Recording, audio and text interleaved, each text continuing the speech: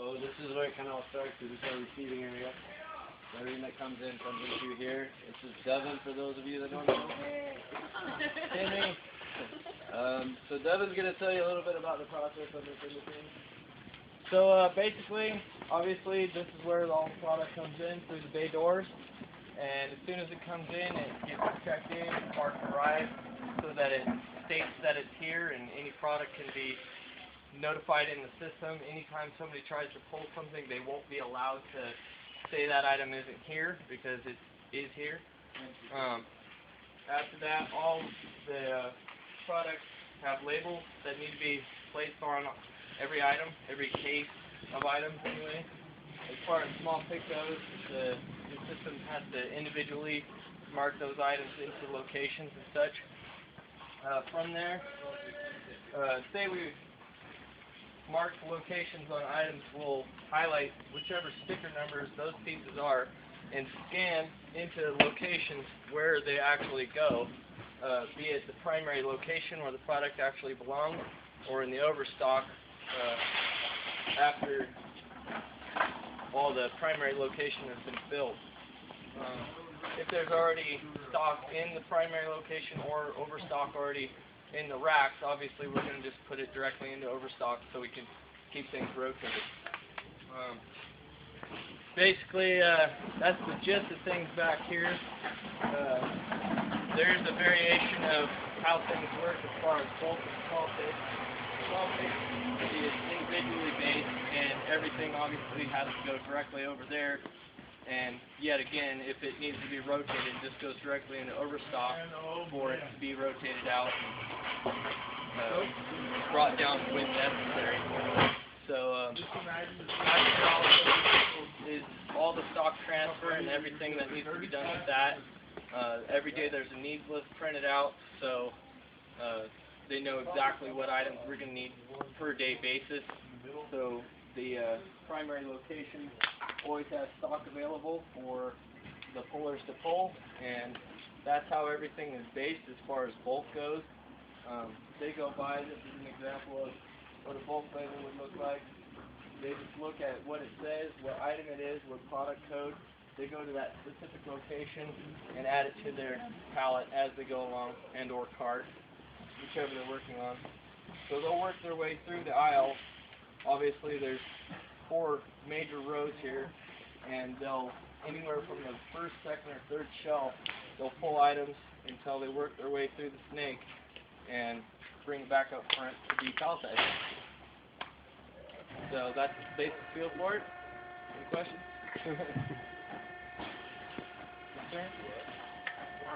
So I've been putting in the guaranteed shelf life.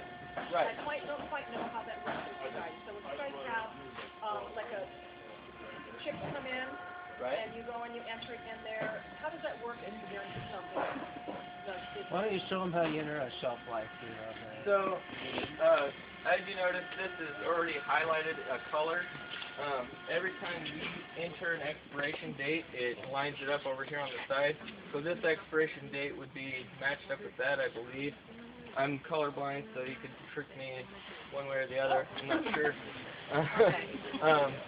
But if it doesn't match what the guarantee that you enter in the system is, it won't allow us to put an expiration date unless it exceeds that date. And along with the expirations, as far as this item here is organic and bulk, so that meets the criteria for what we need to do to have a lot number on the cases. And the lot number allows us to track exactly where the manufacturer had it and when it came from, when they manufactured it, and any possible things the USDA might want to have information about. So, and actually we had a case of your, I guess it's not working. This morning we had a case of that where Baby Bella didn't quite meet the criteria of 108 days because their expiration was in the middle of July. So that only puts us, 68 days out, and that's not quite enough. So in that scenario, we can end up dispositioning it and notifying the vendor that, hey, you guys didn't meet your own criteria that you stated, you know. Okay. And the major issue we had, of course, was that was manufacture date and actual arrival date. Right. So, Well, all those should be right. yeah, as far as cheese and whatnot, yeah. Okay. That's what I told my cooler guy. So. Good. I wasn't quite sure how it was put together in my head. Yeah, and every time it doesn't meet that criteria, I get an email. So I know exactly what's going on and where things are having problems. Okay. Good. So, Okay. it's definitely a nice thing to have, but it definitely needs a lot of work. Yeah, no, I agree. Okay. Yeah, for sure. It's too busy. Right? So the idea for that is so that we don't ever get anything coming into the warehouse that it's close dated, so the buyers aren't, oh, suddenly that's outdated. Well, why? I mean, I should have had 108 days, and it came in with 60. That's a really good example of why we need that. And no customer wants to get it unless it's got 30 days or something still on it. So at 60 days, that's got to be out of here in 3 weeks, basically, which is a problem. Yeah, especially when we're buying in such large quantities of bulk that there's no way we're going to sell, 12 cases of Baby Bella cheese wheels in that time. So it's kind of a specific little item. And we're missing a week, that. Yeah. Pretty close. And then sometimes, I don't know if he mentioned he went over that real quickly where as soon as a product is marked arrived in the system, it starts requiring the pullers to get it.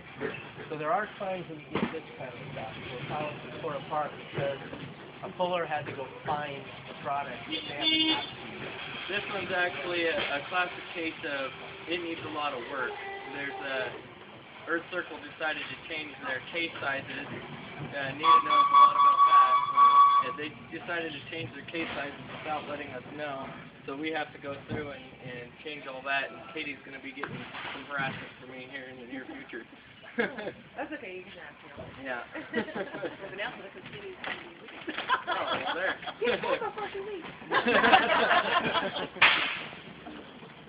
So, yeah, in the case of we don't have it available in stock currently, and it's back here in receiving.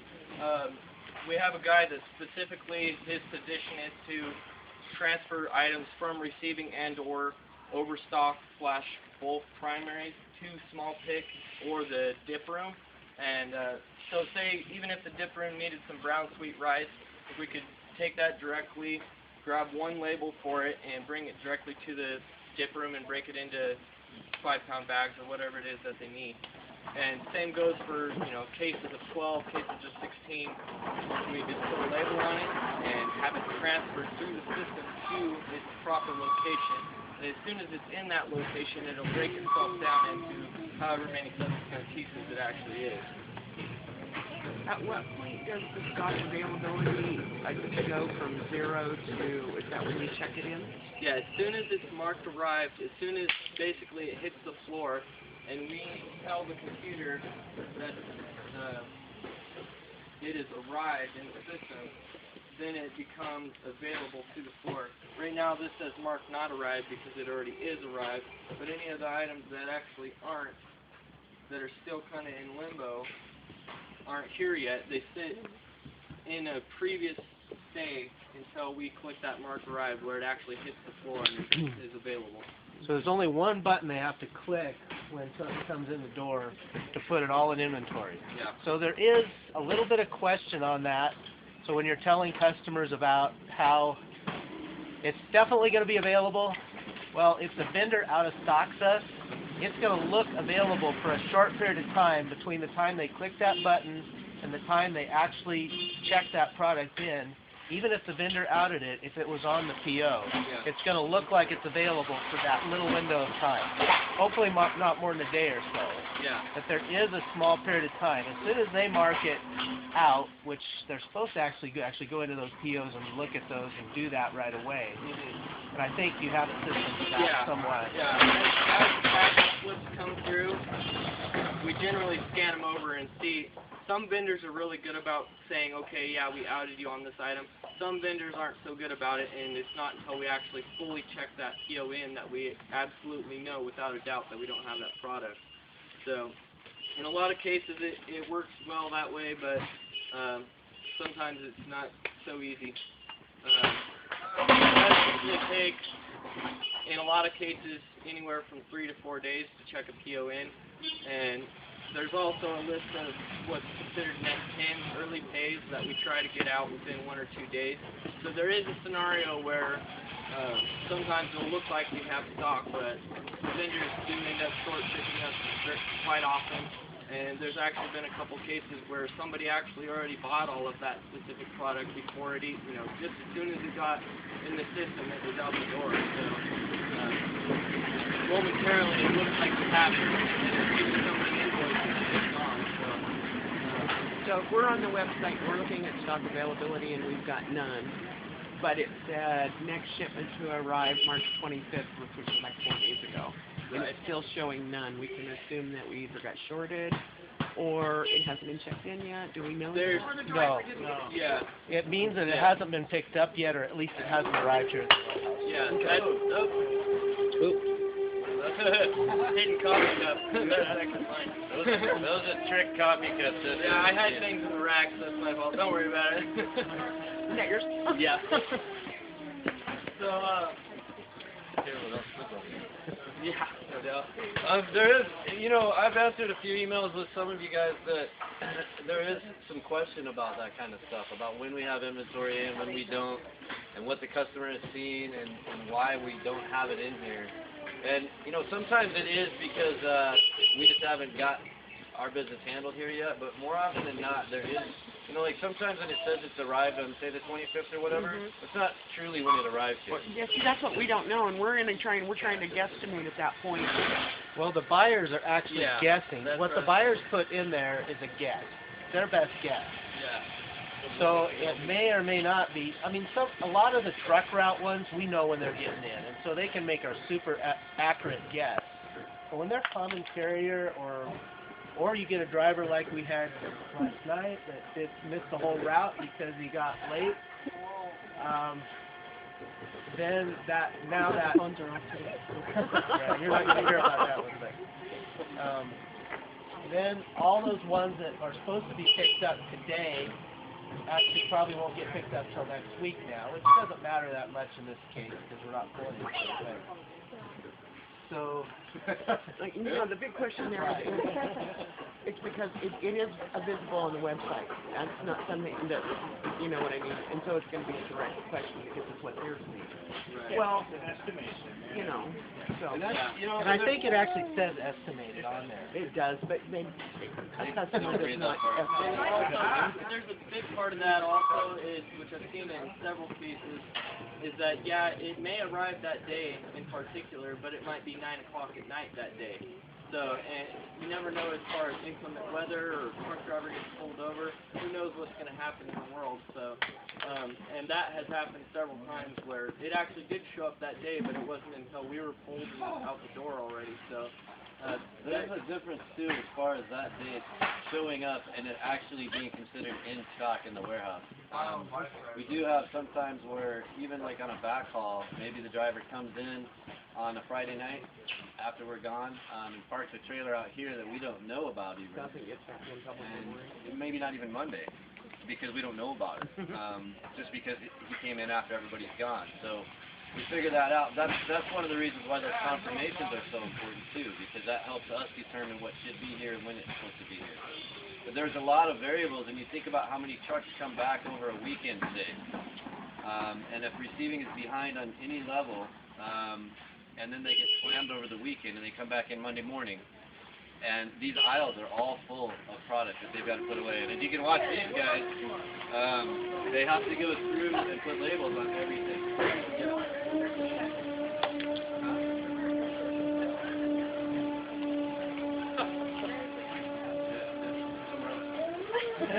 right there. Yeah, we'll make room by the end of the day. A lot of this actually just came in last night. We were down to actually clean aisles. There was nothing on the floor, and as you see back there, there's probably 12 pallets down the center of the row. And we were fairly clean under the rack, so overnight we can have anywhere from 20 pallets to 60, 80 pallets come in a single night. So you'll see, under every single one of our receiving bays, fully loaded, all the way through these aisles, all the way up to the cutoff of all 3 of these aisles, and sometimes back in the 60 aisle. And that puts us in kind of a frantic mode where we have to get, especially bags, are very fast to get done, like drain millers, Rogue, things of that nature, 50-pound bags mostly. They're really quick, 40 labels, wrap them up, get them in the overstock. But it still is a pretty time-consuming process, especially when you got all these things in your way, and pullers are trying to get at something that's in the back of an aisle behind 50 other things. So sometimes we end up doing a lot of digging trying to find one specific product to make the sale. So yeah, and under no circumstances can we avoid that. That's the law. Put my foot down. That's why we're consistent the way it is, and sometimes it's not as pretty as this. That's for sure. This is pretty empty, actually. This is pretty light. Had you been here Monday? Yeah, we had the Seattle overload. in route, and California. Had you been here Monday, it was we had Raymond, we had Rogue, we had the Azure Mill, and 2 other brands of bags. So there was somewhere in the realm of 220 to 260 pallets out here. Some of it's actually hiding back in the outgoing bay that still needs to get worked on. But all in all, it can be a pretty tremendous mess back here all at once. We were absolutely almost zeroed out as of last Friday, and we come in and it's completely full. And that's where I go back to that date that we talked about, is that date that you're talking about. That's not necessarily when it's here. And even if it is actually on the premise, it's not necessarily picked. And it's not because we're ignoring it, it's just because of the backlog of what was before it. We're sure that you're not ignoring it. We're just trying to figure out is it really there or not. Well, I understand See, and that's that. where So there can be a process though. So when we look at those dates, it could be literally 5 days after that date before it's ready to be pulled. By the time we get it actually here, checked in, labeled, through the process. Well, it doesn't actually have to be labeled to pick it. It's got to have the labels up We'll there. drop the label as soon as it's needed to get it on the floor. And the same goes for small pick. And that's primarily what those open boxes were. And we'll show you those again. But that's those open boxes on the line. That means that the picker came up and it said, "Oh, we have that somewhere." Well, it's probably out here on a truck or somewhere. And then we have to have someone come out here and dig through this stuff, find it, put it on the shelf so they can actually finish that. Yeah, it sends a report to a stock transfer guy, which is called a provisional stock request, and he is basically, that's his main function, is to keep those guys flowing, keep the product in the boxes, and keep the wheels running.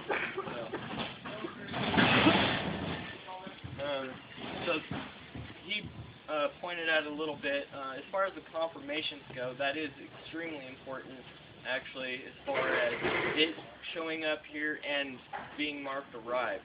There's been several scenarios, especially in the last couple of weeks, where none of that process had been done.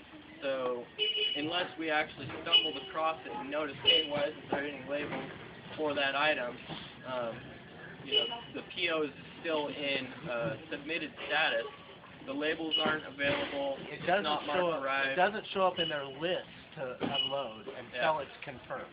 Janice's, It has to be it confirmed doesn't to show up in the list. printing of labels until it's been confirmed. And to have to go through a whole truck and print out a whole truck's worth of labels all at once when we need all that product now can be extremely time consuming. Which, this could be one truck, worth of labels, thousands of pages. So it can end up causing a lot of frantic time loss and wasted effort. So that's why I'd like to stress that the confirmations is pretty important so that everything can kind of flow smoothly as as long as the confirmation gets done, and then it'll go to Janice for her to print the labels. And when the truck does arrive, we have those labels available, and we can just mark it arrived and get the show on the road. Okay. So, other than that, any questions? Well, this is pretty straightforward. This is where we break all this stuff down and put it into smaller quantities, as you can see. I don't know. Wow, they take pictures. Yeah. There we go. Great. You're gonna be famous now. Mr. Dressel. Mr. Dressel. We also call him Tony. Oh, Tony. Hello. He does this all day long. It's good fun. Not anything besides that, obviously. It's just, you know, that he does this all day. He takes care of this aisle. Make sure that our shelves are stocked. Takes care, make sure the small tickets have stuff, figure out for this stuff. So, and he deals with the barrels, which is fun.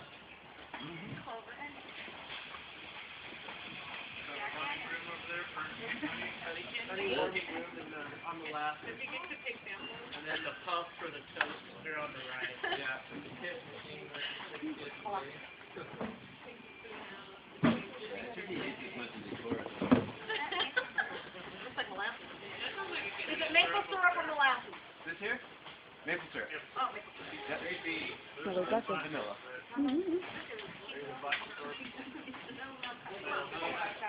Not as slow as we want. So I don't know. That's not much to see. That's what maple syrup box That's what maple syrup box looks like. And this little rig here is how we do the molasses. It comes up, and then this arm swings down, and then this valve just opens up and pours directly into the gallon.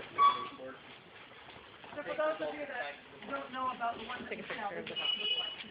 Most of them. Comes directly out of a bung barrel. That's one of the greatest names Yeah, in the world. that's either oily safflower or possibly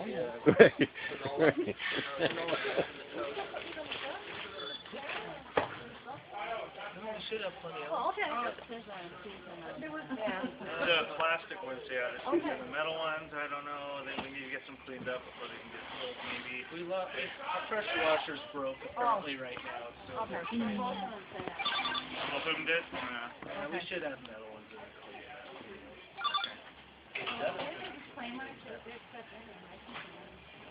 I got a flash. I'm not cleaned it myself.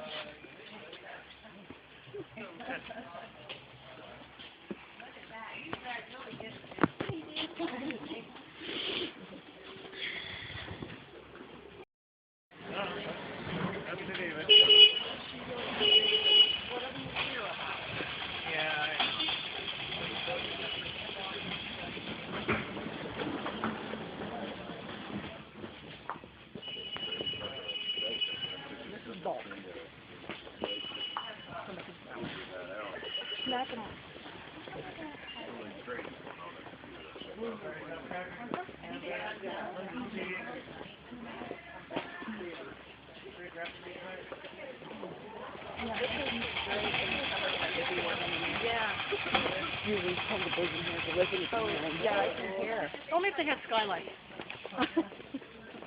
So I can see the sun. Dad, did you want to talk about bulk at all?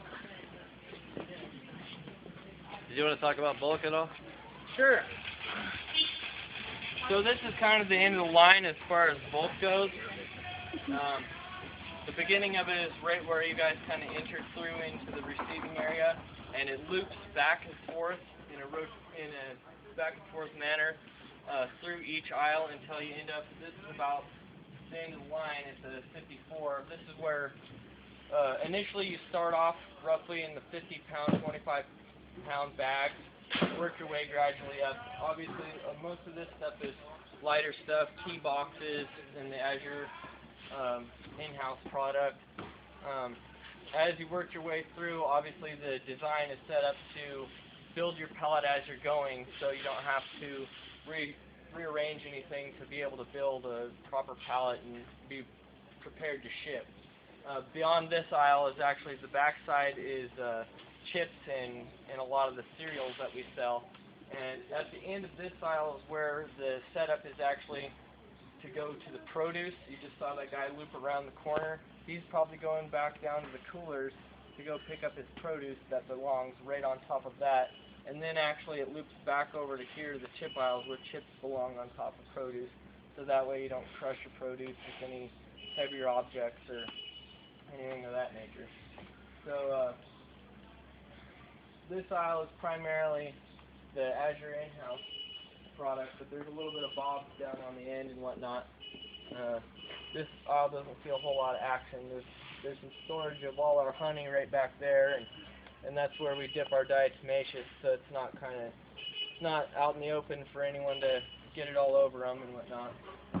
Kind of out of the way so we don't have it all over everything.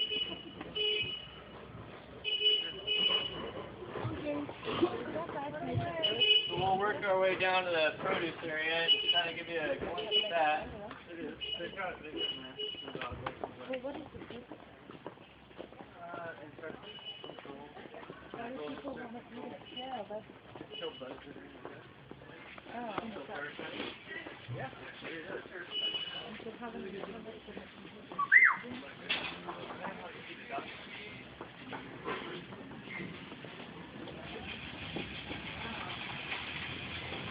So as you can see, there's quite a large, massive product that most people just plain don't expect when they come here, because we're talking about 7 racks tall, anywhere from hundreds to thousands of pounds per pallet, all the way down to where we started, and 4 aisles deep. So it gives you a little idea of how much product we're actually handling here. I think, how many different products do we have right now, David? Something like 10,000?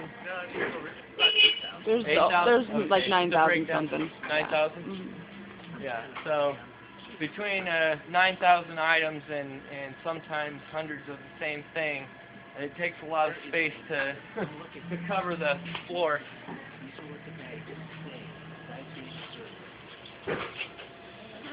Yeah, that's our new vendor. What does it say? It does say food grade. Yep.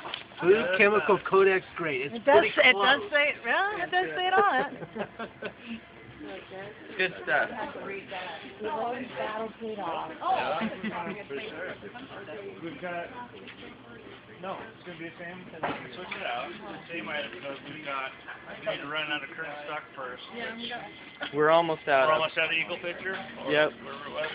So we're almost out of that, and then we'll just switch it out, change the ingredients. We actually don't even have enough for the bulk to be able to use anymore. We only have a couple left to dip out. Okay. So Good. we're waiting until that gets used up, which there's only about half a bag left. So.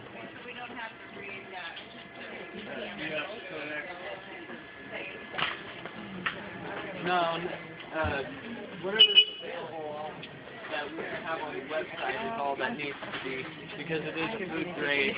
It's only classified as like a 1 on, what is that thing called, Armitage or whatever you call it. So, the only thing it basically causes is minor irritation if it's on your skin and whatnot. For your eyes. Yeah, it does say you don't want to really breathe it in, but just a plain dust mask is enough to cover the grounds. We've actually done a lot of research on that to make sure a plain dust mask is enough to cover your grounds on that. Just rubber gloves, possibly some goggles, or kind of the setup we use when we dip it, say the 5-pound bag. He generally wears a garbage bag, a couple gloves, and a dust mask. Yeah, well, I just want to get all his clothes. It does get kind of itchy, so. That's perfect.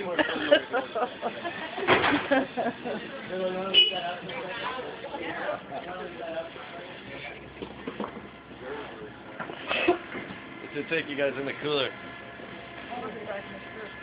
One by one, we get free ride. It's probably enough. You guys want to dip in here real quick? Yeah, I was going to run them up through one thing here real quick. Alright. So, if anyone was curious, this is how we get the product onto the 7-rack. This unit booms out and extends all the way up to the top of the rack. And as I stated earlier, everything is marked into a location. So he has with him a scanner and a computer on the machine, so he can say, okay, this item is being moved to that location and put it up there. So, just if you were curious how we actually got it up there, that's the deal. This guy does bulk overstock to primary locations, so his function is to take product wherever it may be in the system and put it into its primary location available for the pullers. If the needs list is functioning properly, you should be able to just go through the needs list and fulfill the needs for the day and have enough product available that they can just keep moving. 9 times out of 10, though, it's not perfect, and the bulk pullers actually take their label to the stock transfer guy, saying, hey, I need some of this. So he'll go to that location and bring it down for him, stock the pull, and keep the ball rolling. Yep. This is a produce dip area. It's basically the same as what Tony Dressel back in the core area does. She breaks down 20-pound boxes, 40-pound boxes, whatever the product may be, oranges, lemons, limes, apples, as she's doing right now. Huge deal on the apples. We run through a lot of apples, as you all probably know. Ginger, so on and so forth. She does all the labeling, stickering, tagging, bagging, you name it. If it's dipped produce, it comes from here. So how do they get past those? Yeah, that's Because generally we can't go through all of it, exactly how and because we also pull bulk that's in a box, that we don't go through it all. There's a huge price This is all variation small to ticket try to stuff shoot that gets something broken that down. So realistically, they is shouldn't top get any dollar of that item, Not from this not process, from this whatever we have process. but to from It's bulk just they like- can.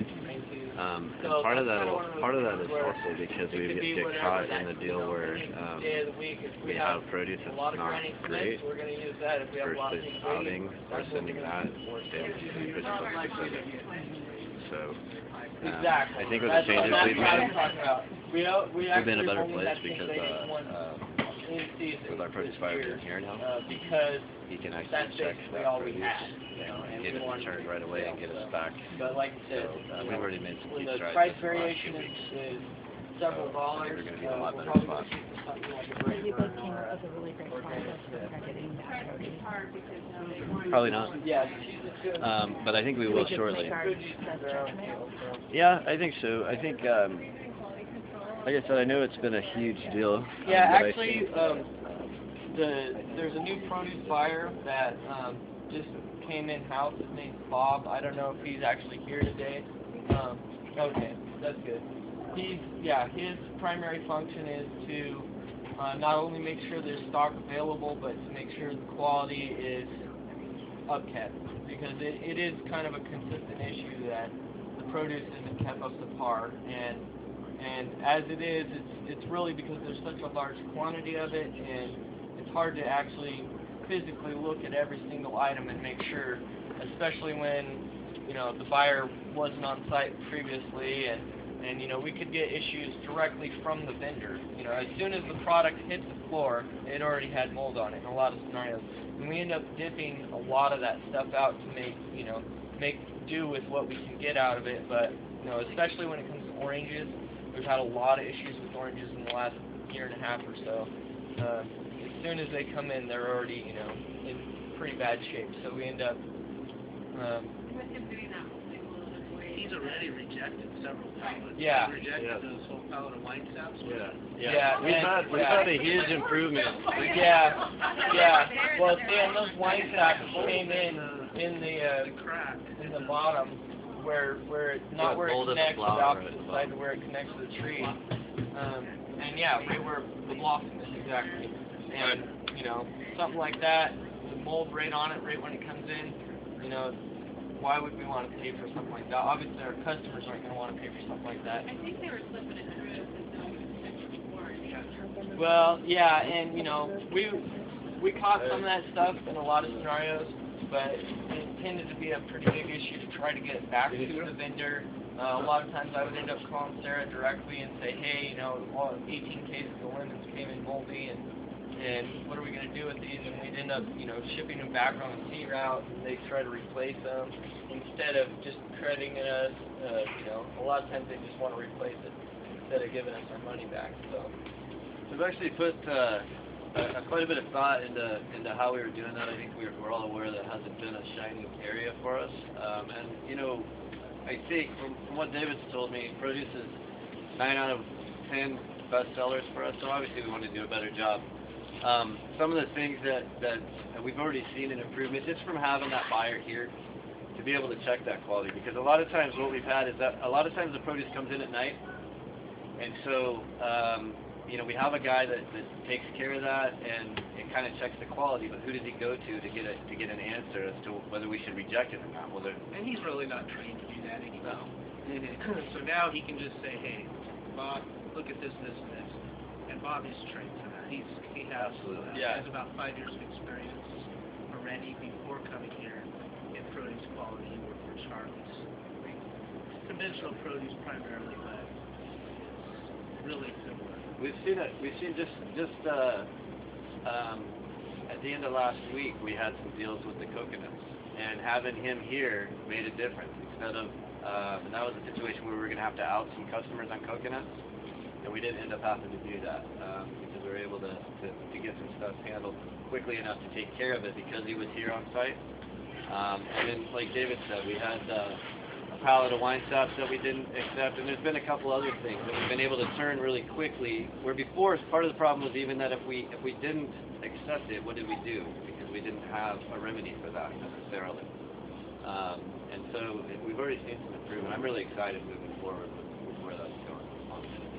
And he does have time to read his email every day and stuff, whereas Sarah, that was a tough job. She's out doing starts and all that stuff. She goes, oh, it's 10 o'clock at night. Start checking things. It's not really timely. He's going to be here every day. He's got the time to take care of that. If you do have issues, you notice there's a couple bad things, emails. Tell him, hey, check that out. So is he the one that's going to be going on the website and updating, like, the kind of forces we have, and now we're going to have labels. Yeah. Well, yeah, probably not. Yeah, he's been semi-trained to do that. He's not fully trained in that area yet. That's been probably his hardest spot. He's not very media guy. He's good at media guy. Yeah, they are enabled. Okay. So when? I know, every year. Yeah, and he can update all that. Good. Yippee! No, he is actually coming out here cutting gates, and he rejected a bunch of mangoes, which obviously would be bad for a while. And they're not visibly bad on the outside. They look okay, but you cut them open and they're black inside. yeah, I was wondering why we ended up with that large pile of mangoes in the fruit place or whatever. There was a lot. You know, it was about that tall, big mangoes. And they were basically all black. Yeah, that was in bad shape. We have actually 3 different temperatures. It's nice and warm in here. Come on in. I don't want to, no. Yeah.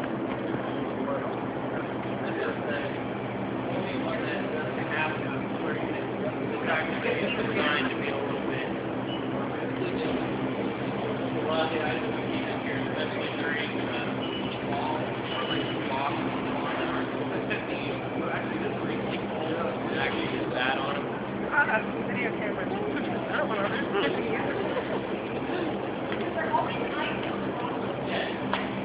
Yes, there is. In a lot of cases, what we do is we out on the we cut it there so it will drain out into this and then we drain that outside. Now, we also were having a problem with mine, so we wanted to lift them up off the ground so they were not able to get out of and chew on them all the time. we're at just a tremendous amount of loss from this probably could have came in last night, so it hasn't gotten put up yet. But if it sits down here for any amount of time, they'll get it. I know. Yeah, that's pretty common as far as rockland goes. It's something they do to help it stay preserved. And as far as like when we ship it in gold, we put it in large garbage bags, garbage bags, and we're actually going to be moving somewhere someday in the future, something to that effect. It has no problem in the past where the broccoli on top of the pallet is rained down the side and destroying the product. That's why it's in garbage bags, and that's why we use it. One of the things we've done more recently too, just because those bags end up getting ripped and they end up leaking anyway, is instead of putting them on top of the pallets, we just hold them on the ground. So when they're in the truck, they're by the pallet that they're going to go with, and so if they leak or anything, they're just leaking on the floor of the trailer instead of through the pallet, which has been the problem. So little things like that.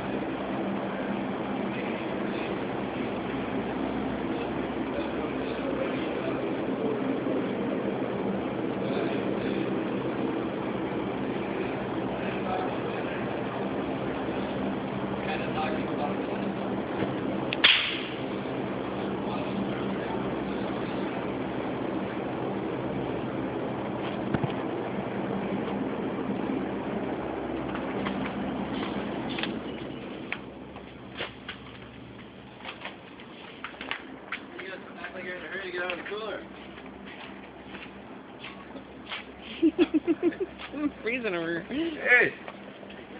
Yeah. I just wanted you guys to breathe it. I thought so.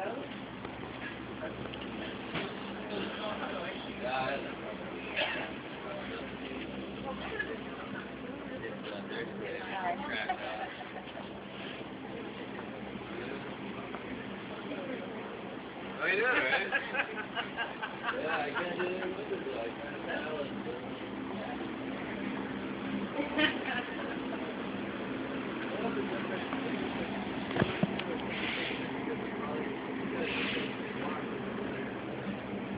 This one's the main apple pressure, so pretty warm. Still have apples. This one's at 33 degrees, right at freezing. I'm gonna go and see them. They won't. You can go to the freezer. I'm gonna get a bunch of video from out here. The dark. Why is that? No, it's coming in.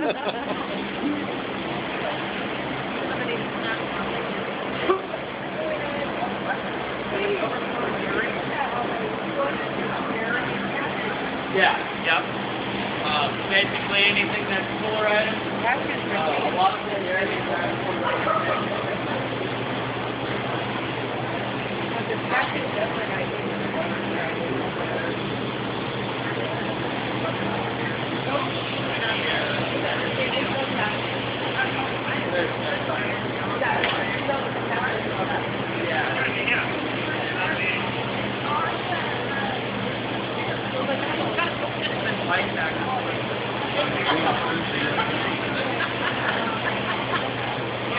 what they were doing before is they were banding several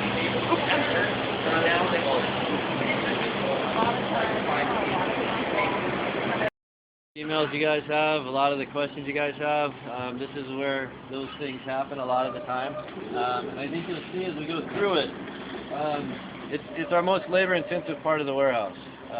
And it's kind of what gives us a niche, because we, most places you have to order bulk cases of stuff.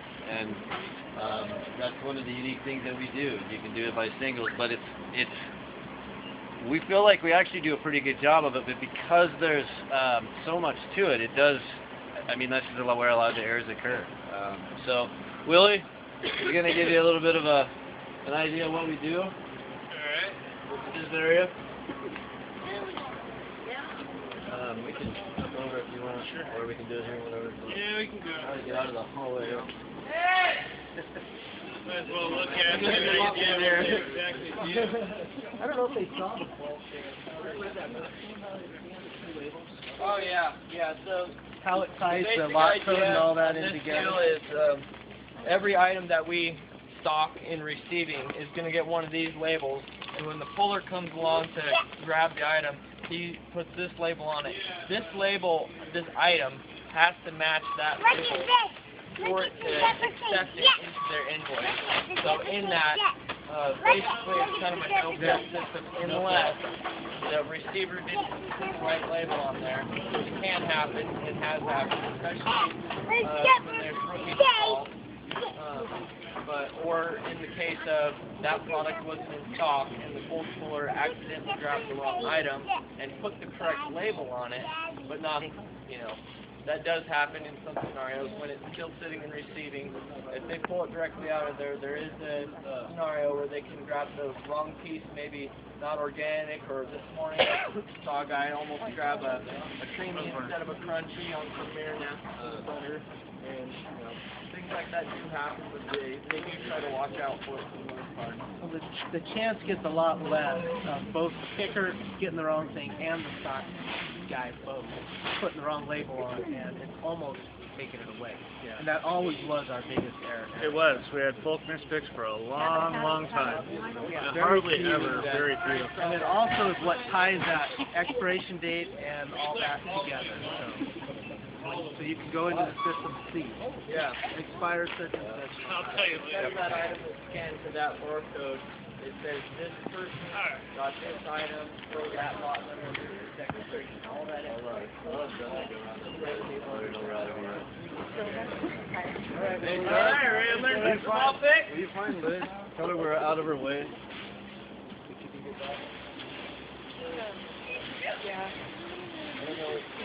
Alright, here's a good demonstration.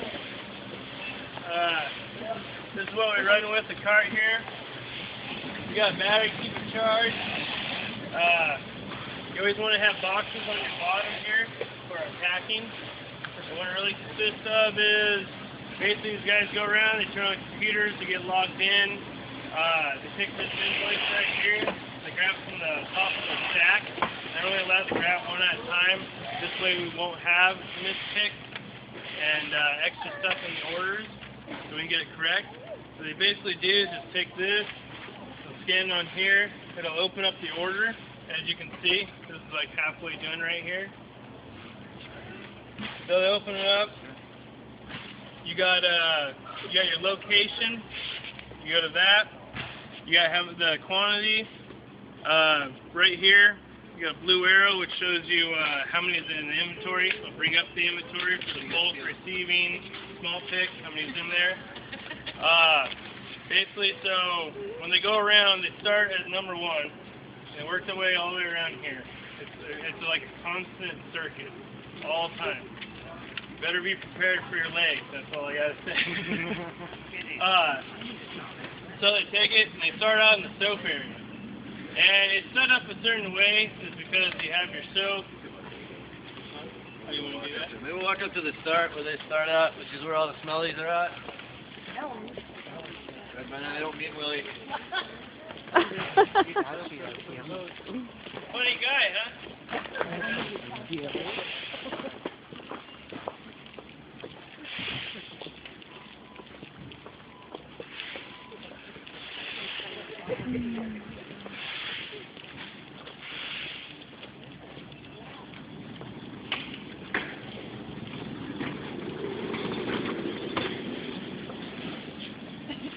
Taking pictures of each other taking pictures. That's great. You guys would have had a kind of Say hello. I don't like that. You're in trouble.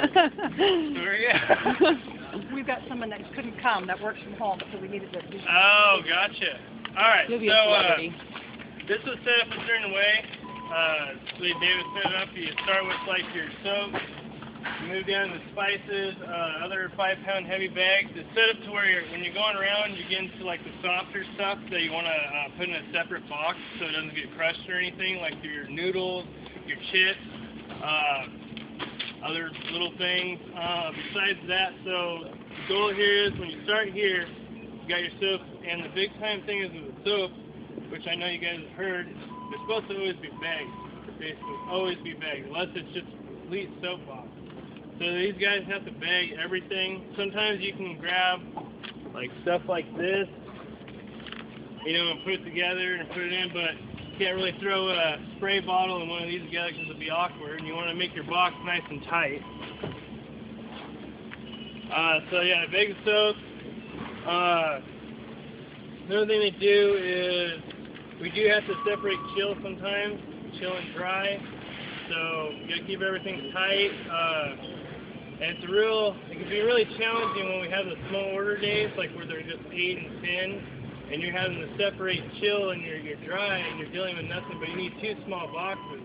And finding small boxes can be a challenge, especially when our freezer needs all the small boxes we can possibly get. Because our big time thing is always cut it down as much as possible. So of course it's a lot of using our box knives and cutting those down all the time, because we try to use, as less space as possible for the palletizers. So we go around, we got our cool items back there. I don't know, do we want to show them that? Yeah, let's walk back there. The cleaners go in the box. Basically, the idea is from In a bag. zone up to zone 6 is smelling, and from there to 37, it really isn't going to hurt anything to pack it together, especially on the bigger orders. Past 37, they don't put anything in here unless it's well bagged.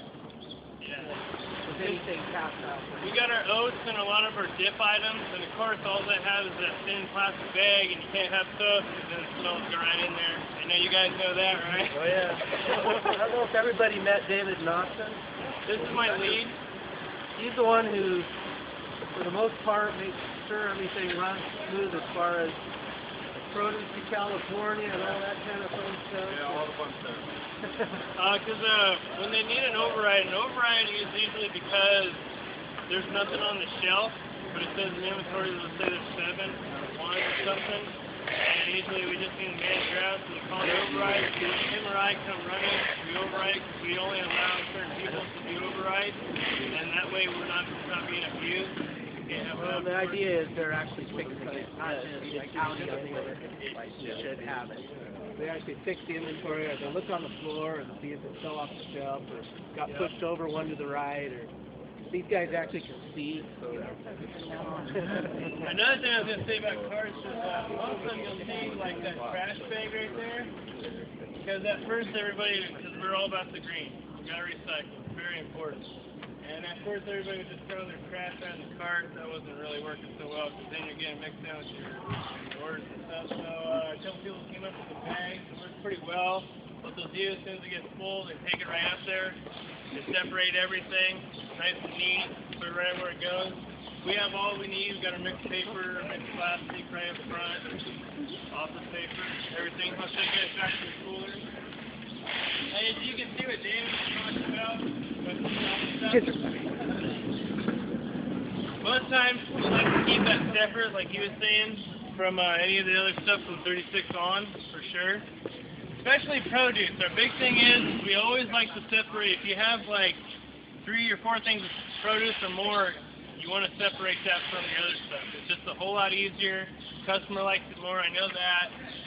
So we try to do that in winter. A lot of work when it comes to finding all those boxes for that type of stuff.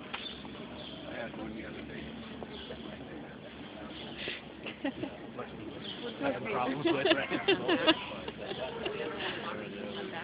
Oh, because of that weight on top? Hey, Willie. example of one of those right here of how easy it is to get products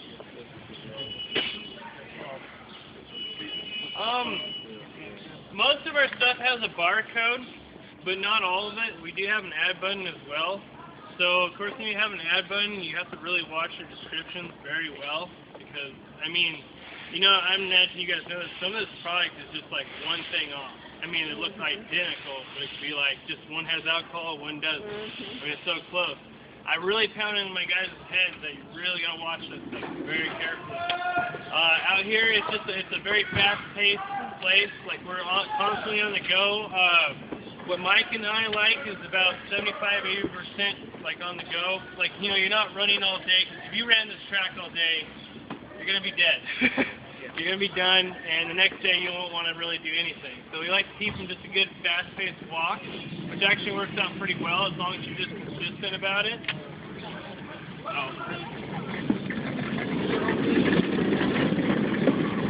As you can see, some of those carts are set up a little different. Everybody has their own style, their own sizes, everything like that, so it's comfortable for them.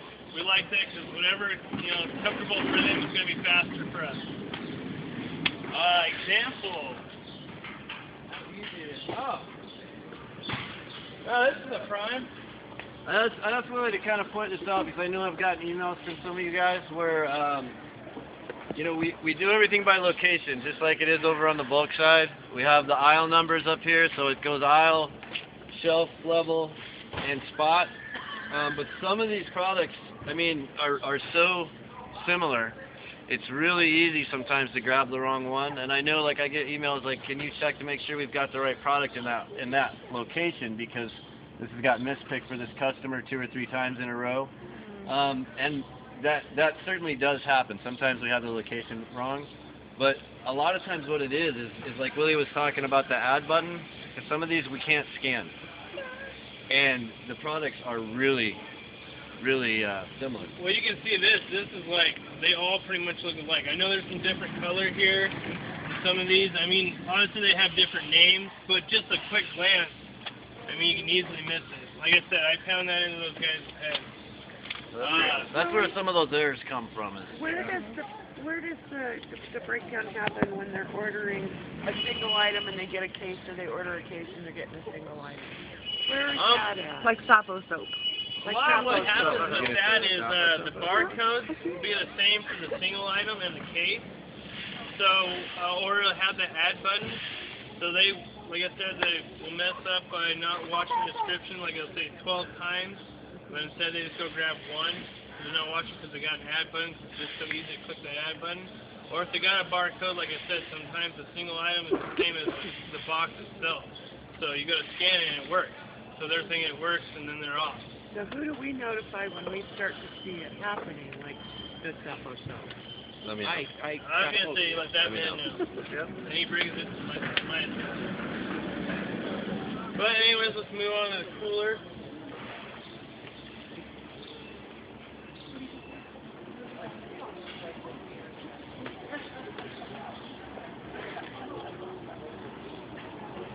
We have a few recycling areas. Like I said, we have the one up front for my small pickers when they bring up their bag of trash. We also have one right next to the carousel that has for our boxes and our plastic and everything. Because we need as many box bins as possible. We're constantly throwing boxes to the side. Here we got some wildflower clover, some lids over here, wax cardboard. Rest of our recycle. Anybody want to go in the freezer? Not it. Well, anybody wants to look in the freezer, this will be a good time.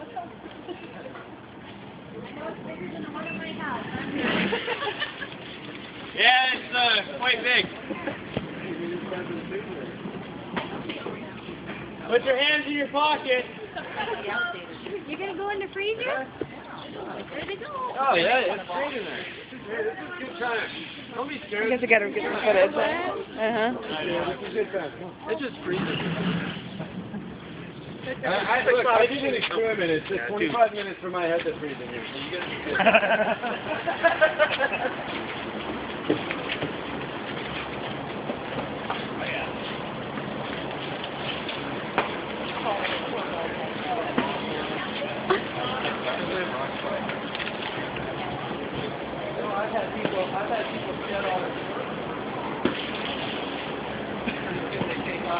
Watch your footing, it can be slick. It's all about, the only cool job in here is the other job is no hole. The guy that has the hat. So yeah, heavy-duty blue cell. That's what it's called. Everybody else, and I'm working with me. It's the best job in the house, actually. Never get overheated. Frozen stuff. This is good stuff in here. This is the best. You guys love being in here. Oh yeah, love it.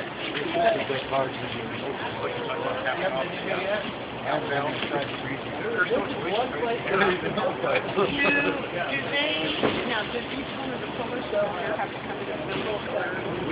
What we do is we have what we call small peak teams. There's 5 teams that consist of 3 people per team.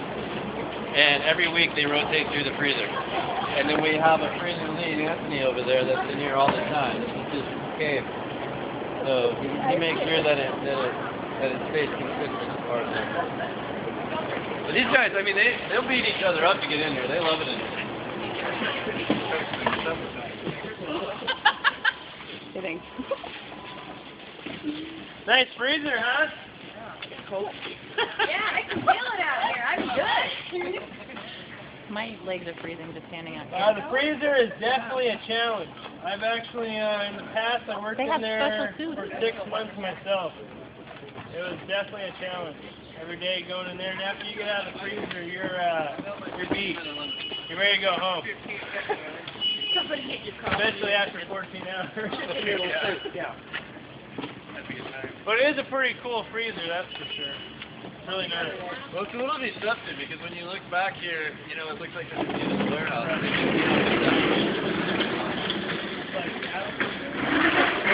Right. Yeah. All right. You want to take them out to the outbound? Or let's do palletizing first, Willie, and then Then outgoing? palletizing and then... Yeah, outgoing.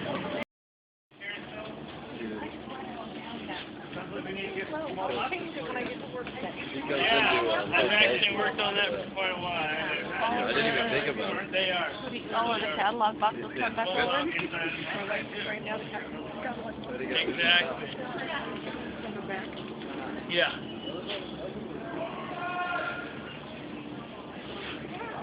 So after the guys go around, they fix their order, they make sure everything's separated correctly, it's packed right. Of course, there's never no glass on glass, or metal on glass. Yeah, well, that was one of my... After they pack it, they print out a label, put it on there, and there'll be a color. They put the color on, then...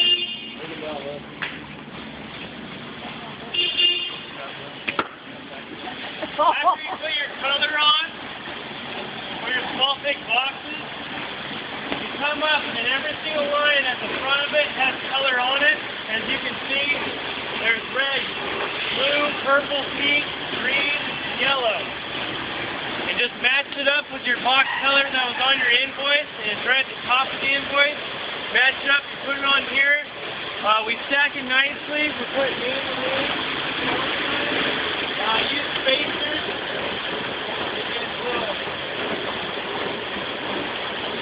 And you never do that. So when you don't have the name up here, you just put them right behind. And then start putting another one with the spacers. So it's a different name. Then after that's done, my palletizers will come over here and they'll go on this list. There's a green sheet and it shows all the drops that are up next. They just put it right on this line. They load it up. They get all the colors plus the can loaded up on the line. They bring it right down.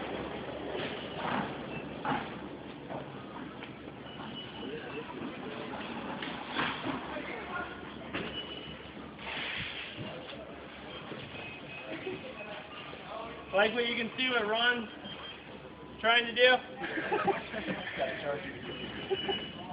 What Ron's doing right here is they scan it in every single box.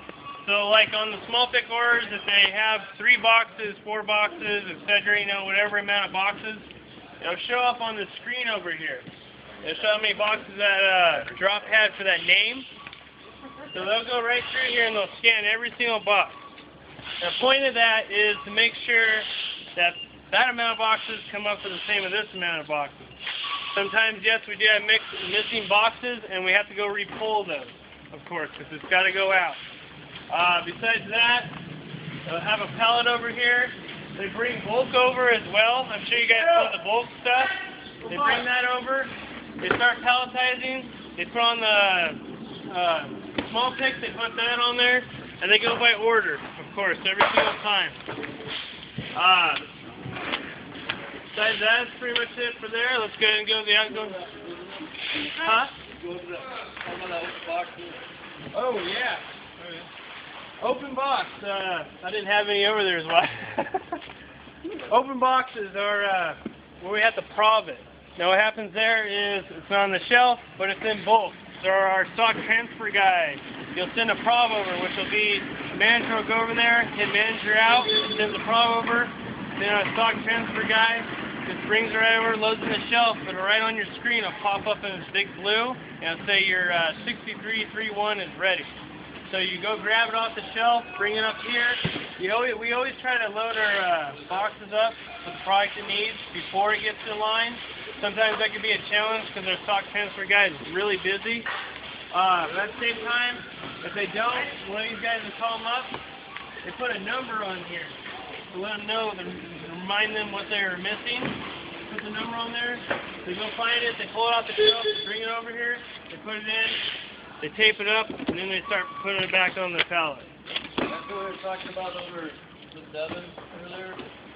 We have a receiving deal or whatever, so it's not on the floor yet, but we haven't marked arrived here. That'll happen. We have to go grab it out. Is this the place where if it ends up on the wrong pallet and the box is missing off of one drop, is this maybe why when it gets loaded, does it end up on the wrong pallet? Or in the wrong This drop, is definitely a possibility of it ending up on the wrong pallet. More than anything else, I would definitely say. It doesn't happen very often, I would say, but I know it does once in a while. It'll get, like they'll scan it. What'll happen is they probably scan it, and then some way, some gets mixed up, you know. Sometimes I've had it where someone's ran in this area, and then they like mix up all the boxes, so we're trying to get it all figured out. But like I said, these guys are on a constant go all the time. Where's all the pallets? Where's the last pallet? Put it in box one on the pallet. So then it's like when people put it down, product is gone. So it says that it was in the box, but it's not in the box. Right. A lot of that is usually do with that admin. It's a challenge, definitely, like I was saying earlier. You really got to watch your descriptions, but that's a lot of times that happens with that. Sometimes I will say they get things mixed up on the cart, and then, you know, like they miss it or something, like a little item gets underneath their box, or maybe... How about if they ordered like one product and they end up like with three products? Yeah. And if we're scanning things, how That do one they I'm end up with still, three products in their box? Yeah. Yeah.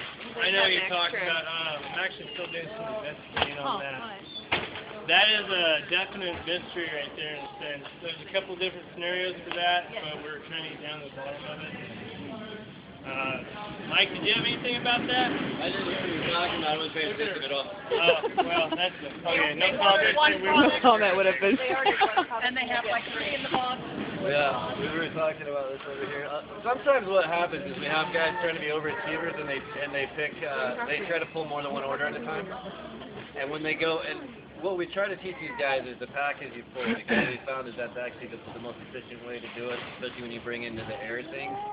But it's easier for new guys to just pull all the product in the packet area. So it's kind of a challenge from that standpoint. And what happens when you pull multiple orders at a time, they end up getting the wrong product in the wrong box. So it's scanned in, and so it's entered into the computer, but you a lot of times will see the full circle of that, where you have one customer over here who has all this stuff they didn't order that's in their box, and you have this person over here who's missing all this stuff, and that's what it is. These guys put it in the wrong box.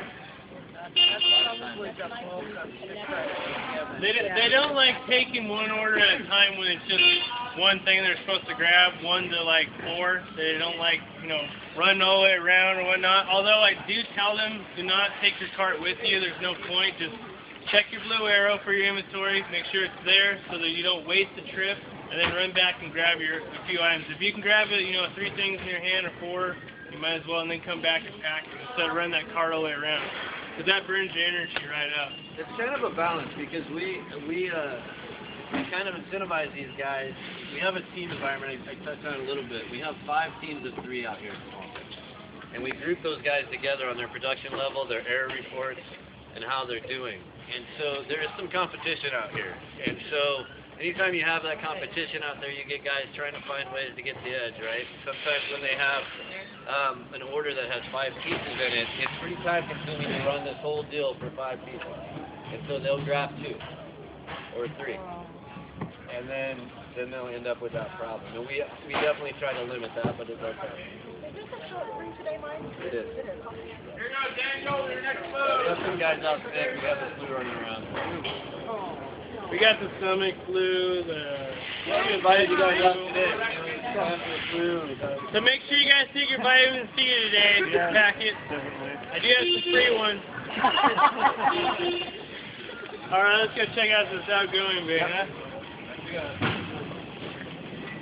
So the outgoing bay is these palletizers are done palletizing a pallet. They put on a blessing. The blessings consist of whatever the run is called, Q1, Q2, P1, P2, you know, A2, Ks, whatever it is. They put on a big piece of paper, so it lets the loader know, and the offloader and the truck driver as well, that this is pallet number 2, K2, /2 it could be. Depends on what run we have that day. So that's their blessing. After they do that, they bring it over here and they either put it in this 1, 2, or 3 bay. You guys might as well check this out. Where we stage everything, go out. This is where they stage everything. Oh, it's not that deep. 45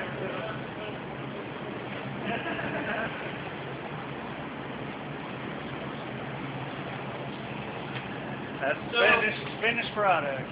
Yep, so after it's all done and wrapped, and they got to wrap it really tight. The way that we check on wrapping is if your finger can go through like that, you want to get enough. Not good. Of course, it's got to be tight. We leave our talons up here, our sales flyers, pallets. Usually our dead pallets are always over far outgoing. Devin loads up a few of his products because he actually has a ton of products. He needs as much room as possible. So we load a lot of his stuff in here. Like I was saying, they bring it in here, they load it up. Believe it or not, on a Friday usually, we have this stuff, completely stacked. We have to make room all the time. We have to move stuff, organize it consistently all the time to keep where we move in or run. Because what happens is, 4 runs will go out to that weekend. So it's got to go right in the outgoing base. So it can get pretty darn cramped. But I will say, Ron, palletizer, my old palletizer, he did a really good job of organizing it and set up. Besides that, trucks come in right there. Sometimes they'll offload produce in here. Any questions, by the way, about anything? When the trucks come in, how far in advance do they actually load them? Do they sometimes sit outside overnight and load them? Sometimes we will load them about 3 to 5 hours before, and we'll turn the reefers on, or turn on the freezer, or turn on the cooler, whatever it takes to keep the product good to go. And we do that. But like I said, we only do it about 2 or 3 hours in advance. That way you're not burning off fuel. When I hit the door,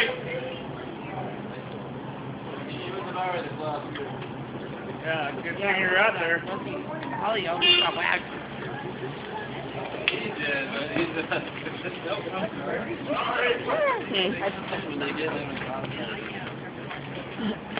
I know that happens, and I know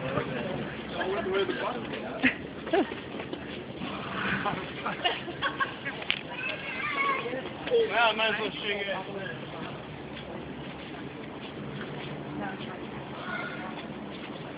So besides running our runs all through here and putting, like I said, Devin's price,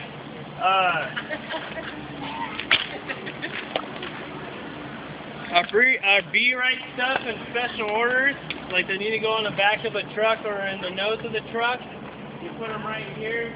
As you can see, it says B-right up there, and that beautiful handwriting of mine. B-right, that's B-right. B-right, special order.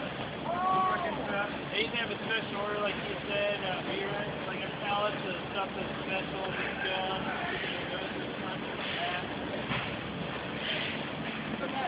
pretty much. So when you're missing even one, you can throw that little bit in. One's okay.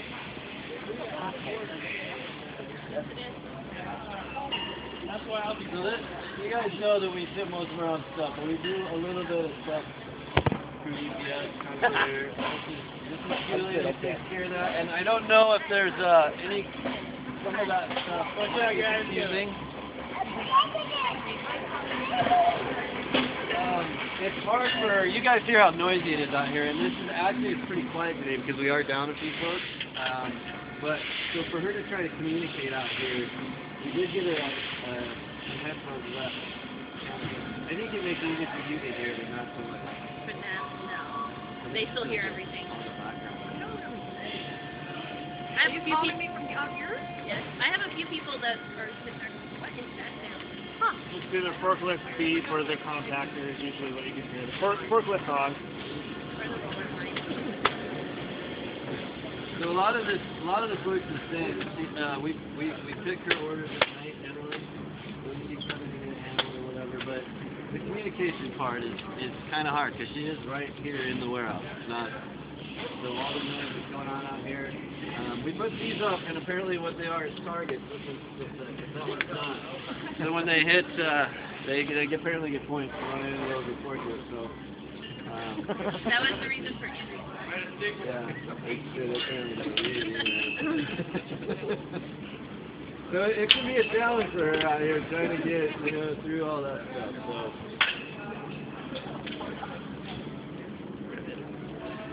We'll head down to the dip room here. Yep.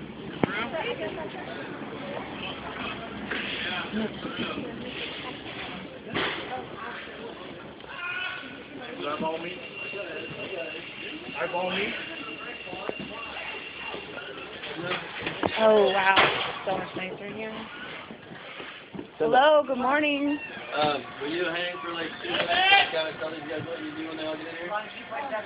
I can't, though. Well, it's outside my office.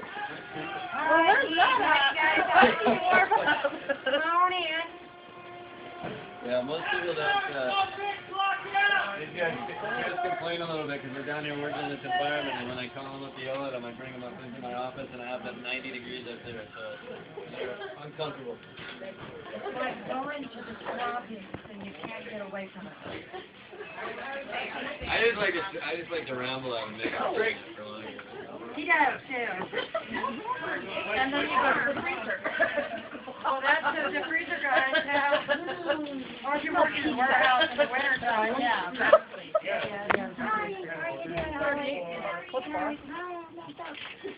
Well, anyway, I imagine most all you guys know what we're doing here anyway, is we break them down into our 5-pounders that our customers love so much. And basically our job is 5-pounders, 2-pounders, take them from the 50s and the 35s, make sure that our weights are right and that they're marked right. And we like to keep our shelves out there full so that pullers don't have to come in here for gifts. And also, we try to keep our customers happy by trying to keep the gluten products separated from the non-gluten products, the milk products separated from the peanuts, and all these things that we don't want our, the people are allergic to. When we're done dipping and things like this, and we change to another product, we clean our tables so that our customers don't get sick. We don't want that to happen. But basically the basis of it is just do it as fast as you can, get it on the shelf so that we can get it out to our customers. And I have a real good crew in here that does it. My dippers they work really hard. Even though he doesn't believe it. Had to throw that one down. We have Allison and Robert are at night. They're graveyard. And then we have Drew and Jennifer. Yeah, I want to keep on the color Drew there. She's new, but she's doing really good. Jennifer is a day, and then I come in and help them when we get kind of behind. Robert's been off sick, and so Allison's been doing it by herself. So we got a little behind. But we're catching up. I'm very helpful. Oh, I have a huge stick over here. It's metal. Yeah, I'd show it to you if you didn't have that thing on. Yeah, we keep Mike in line. He doesn't come in here and bother us a whole lot. But, Stay on the outside. yeah, true story. Funny.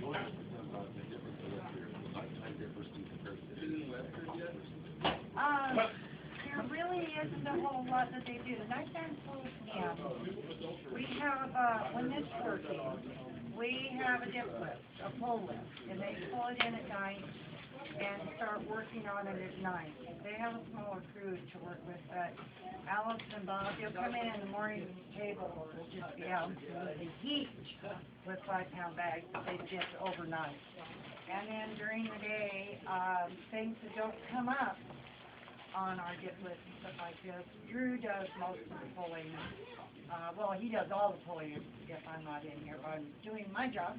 Anyway, they go out and have to get it. That's, when you see across this warehouse, our stuff is all in the back of the warehouse, so we have a lot of running to do during the day. But basically, it's basically the same at night as it is today.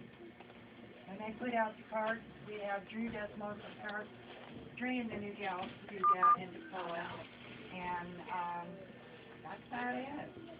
Kind of very simple. For those of you who don't know, Sid also does all the returns. So when it comes back,